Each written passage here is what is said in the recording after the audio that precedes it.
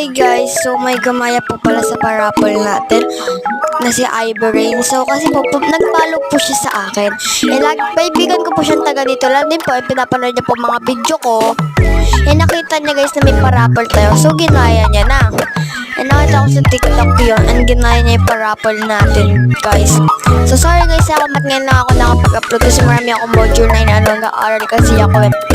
Ginaya niya guys. Search niyo yung name niyang Ivory and makikita niyo din yung Lisa na kulay green ang hair. Ginaya niya guys yung ating parapol. So ginaya-gaya niya talaga guys. Naglagay talaga yung mga parapol niya guys. So basta guys, panoodin nyo.